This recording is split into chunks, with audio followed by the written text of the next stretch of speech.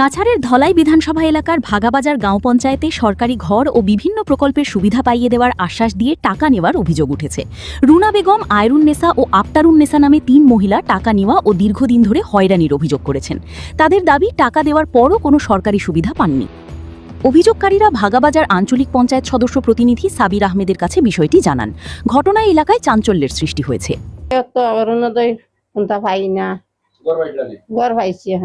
পয়সা দিছিলা নি? কত? 15,000 খারাপ দিছিলা? শায়লা ফার্মিনা গর কমপ্লিট হয়ে গেছে? পুরো হয়ে গেছে নি গর? পুরা হয়ে গেছে কি গর তাকে আর পয়সা যখন দিছিলা এখন ঘুরিয়ে দিবা পয়সা নি? এটা কোনো মাত নাই,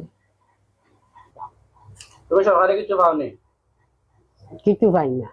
কিছু পাইছো না? না, গর পাইছো নি এখন? না পাইছি অরুণোদয় পাওনি?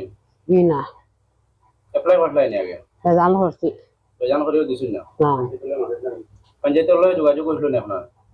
ও হেলো আইয়া গেছে হচ্ছি তাতে আমরা কিছু টাকা ইয়া দেন হচ্ছেন এটা সময় করে হয়ে সময় অফ হয়েছে? হ্যাঁ কেন না। তো আপনার লগে যারা এপ্লাই করতে তারা পাইছিলা?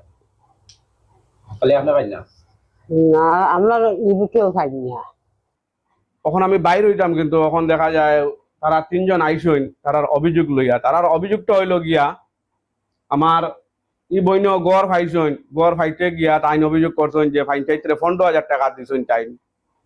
তানও অভিযোগ হইল গিয়া তাইনও 8,000 টাকা দিছইন।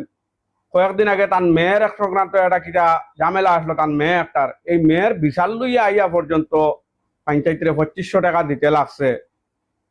কারণ মানুষ এত আর কি হইছুন আর কি আমরা এখানে মানুষের ভিতরে যে দুঃখ, কিন্তু অতদিন মানুষের হইবার জায়গা পাইছে না। মানুষের এটা বয়ের মধ্যে আসলো, খারে হইতাম খারে হইতো। এখন দেখা যায় আমরা যখন ফিল্ডে আইছি মানুষের হইবার জায়গা পাইছে, সকাল থেকে বিকাল পর্যন্ত এখন বড় মানুষ। আর আগে আমরা প্রতিশ্রুতি করলাম যে মানুষের ঘরে ঘরে গিয়া আমরা মানুষের দুঃখটা শুনতাম, এই সুযোগ না দিয়ে এখন তারা নিজের তাকিয়া আমরা গড় হওয়া শুরু করছেন। মানুষের ভিতরে ওই পর্যন্ত দুঃখ আর কি। এটা তারার মুখটা কি আপনি শুনইন, তারা কিতা কইন। ও তাই নয় তানও হইল গিয়া একটা সমস্যা গড়ার নিয়া। আপনি তারার মুখটা কি শুনইন, তারা কিতা কইন।